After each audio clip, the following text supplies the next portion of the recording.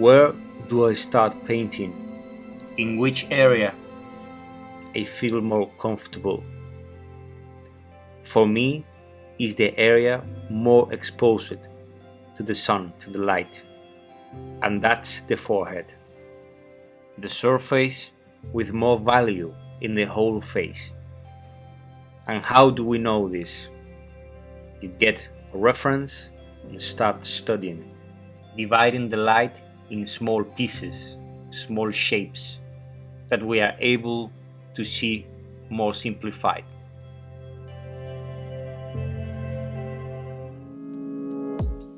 We start dividing this with the max highlights. We do it with Photoshop or Pixelmator. You see like the bluish shapes. This is what your brain has to do when you don't need these corrections, when you're able to divide the light in three: this highlight, bluish tone, mid-tone, and shadow. Once we have this, we have to learn how to observe it. Let's go to the bottom girl in the right. Look at the shape of the light, at its particularities. Look at the angle of the neck and the face, and the angle of the source of light that stops in each of her facial features in a unique way. Now let's go up to the other girl that has another different source of light. Look how it changed, for example, in the forehead. It's totally different, the shape that this creates. So with this information, let's translate this in our figure. A rule and a tip is that if you choose a zenithal light, just play with it and move it to one side. Don't give a central zenithal light. In this case, I decided for a left zenithal light. Remember the glaze pointing technique? I remind you. A glaze, the illusion of a glaze, you clean really well the brush like 5 or 6 times in the paper. Only you get with the point, you paint first in your nail, you see that barely has paint, and then you can start pointing it and copying the exact shape of the illustration. You see, like in a moment we created a highlight there. It's really interesting how this technique provides a smooth but also a intention with the stroke. You can see well the strokes you're given, but they are really well degraded into the skin. Also, it's quite interesting for me that I've evolved my painting style, being a very aggressive and very sketchy painter, to this, to do it in a smooth way. But for me, it has a meaning, is because in this way I control really well the stroke, and somehow I jump a little steps that I thought I jumped when I do it aggressive. So here we not only do points, we also do strokes when it needed. For example, there in the half moon below the eye. Here I have to stop and show you a thing. Look how the two options to paint the cheekbone that's near the eyelid. Look, this is the first option that it's correct, is a good approximation. You paint the upper part of the highlight, the cheekbone, just touching the eyelid. But look at the difference. Look at this subtle difference, letting like a little mid-tone there that's dividing the two facial features. We are representing here a more roundish cheekbone and a more interesting facial feature that if you compare it to the first option, this one gains a lot, gains in anatomy understanding. We continue painting, trying to copy the illustration, trying to understand all the reboundings with strokes, subtle strokes and subtle points. Another important part is the nose. In the upper part of the nose, near the forehead, and in the point. As you see, I'm going a bit in the left part of the nose because of the source of light, the angle. In the chin, I do the same. I go a bit in the left. The chin is like a ball, so you have to paint it, that source of light, that roundish source of light, in the left part of that ball, also in the forehead. Here is another interesting fact, is the rule of overlapping pigment. If you paint with the same color over a previous stroke or a previous point, you gain in saturation and in value because of the amount of paint you are overlapping.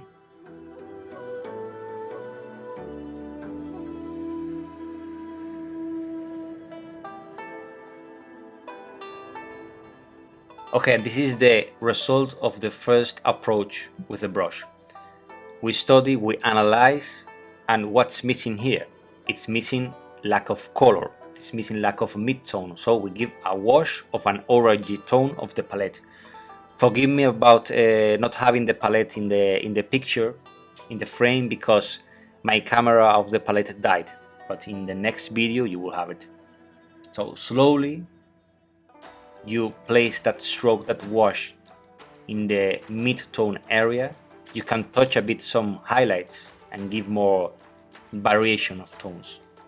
Now we get a magenta purple tone and start placing another type of saturation tone inside the nose, in the upper part of the nose, in the eyelids.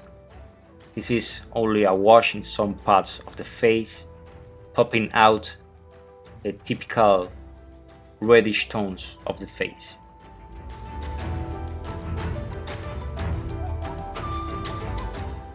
It's quite interesting that adding these reddish purple tones also adds shadows to the face.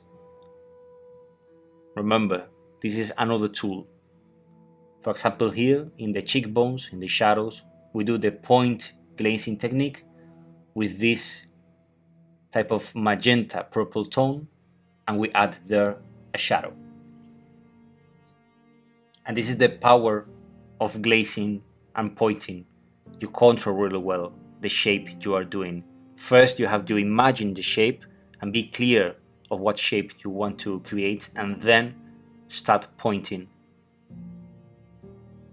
and completing the puzzle. And in the end, we have this. Look at all the lights, all the facial features, all the reddish tones, the saturation. This is what you have to translate it at your home. Now here, a really important part is the wrinkles, the deep shadows. You get the same magenta with a bit more of shadow tone, of dark, and you start painting the wrinkles. This is with no glazing. Now we are painting to do lines or to do thin wrinkles. This is with thickness, because we have to control the paint. Again, you frame really well the sides of the nose. We change the dilution of the paint while we need it, starting the side of the nose. Now we get again thickness and we place it below the nose to add shadows and to create volume below the nose. We also get more or less the same tone to paint the lips. The lips is really important, and you have to be here the sculptor. We have to sculpt with paint the shape of the lips. Remember that it has like a little line of skin in the inferior lip. You have to left there a line of normal skin and do it the correct shape. And look how the face changed when we paint the lips. We also have to sculpt with paint that type of M letter that the lips has in the upper part. Again, with thickness to have more control. Slowly, the face is getting better. Silly detail of the inferior part of the lip that I was saying before. Look how it changed. We get a highlight and we place there a thin line just in the inferior part of the lip. Again, a tiny facial feature that does a more realistic face. Also in the upper part of the lip, now in the skin, we do the same. We look at real references and we discover that we have to paint a thin line that's in the edge, in the upper part of the edge of the lips. With this tone, we continue working over the skin, mostly focusing only in one side of the face. I do this because I finish in a 90-95% one side and then go through another one, because if I have the mistake in a color or in a stroke or anything, it's easier to fix one side and not to fix the whole thing. And also because the other side will have different abundance of light and also a bit of different colors. The other side will be more dark.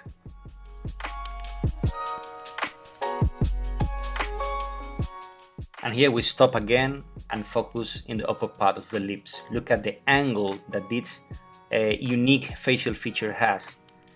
We only paint that type of triangle in the left part of the lips because the other side it's covered by the whole face. It creates like a shadow through the other part.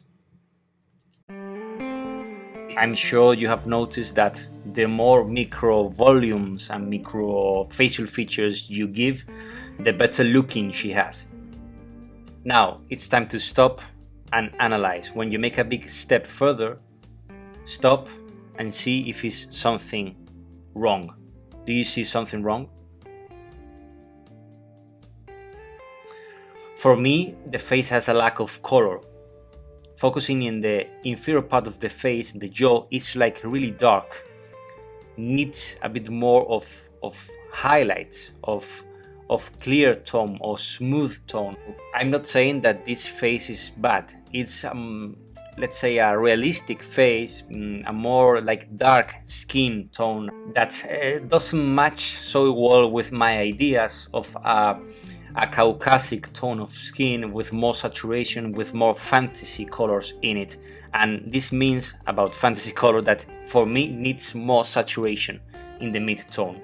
So I thought we have two solutions: do it by brush or more easily do it by airbrush. So we prepare a lot of dilution, a really saturated skin tone.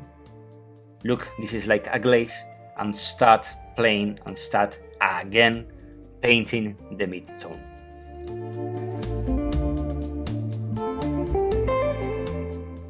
I do this because I ask myself for the best. I'm always going back, going forwards, going back until I obtain the result I have in my head. Look how it's changing. The problem here is the work we did before by brush. It's covered, but you have all the knowledge in your brain and you can replicate it again. This is more important. I'm sure we'll learn a lot of things in the process that will create a better looking afterwards.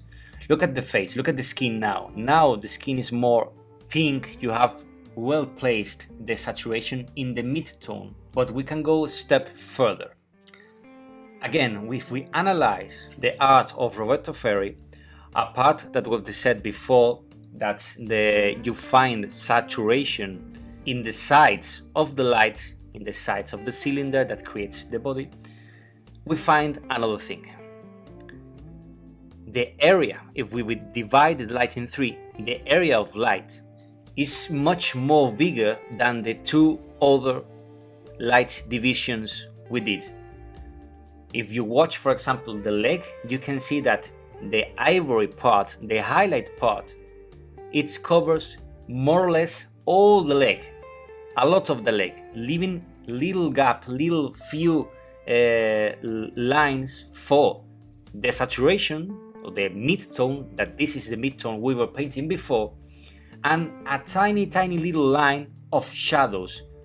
This maybe sounds not important, but it's really important to understand skins and understand a more dramatic approximation of busts and representing skins. So with this in mind, look at what we did here. The area of saturation is really big, so we need a larger area of highlights.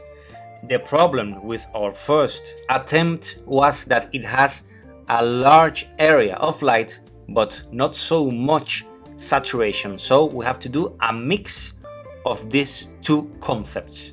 You get again the airbrush with an ivory tone of skin, and we do the same that in the beginning, but this time with all the knowledge we learned now, leaving a thin line of saturation between the highlight and the shadow. We are able to do this because we aren't conformist painters. I just can't leave a work if I can do more. Now look at the difference between the two approaches. Only with the airbrush work, this one beats the other one. And this works because world-known artists like Caravaggio, Roberto Ferri, Justin Florentino, they does this. They divide the light, they chooses to play with a really big shape, really big size of highlights. This all are knowledge I'm not able to understand it in a 100%. I'm still learning, but by looking at their art, by trying to study them, by trying to analyze them, you grow as a painter. And this mix of a pink saturation tone and a big size of highlight creates a smooth, and I think that the word is pastel tone of skins that they help a lot to create a feminine looking. So when we discover this, it's time to get the brush and do it again. We place the highlights in the same areas than before.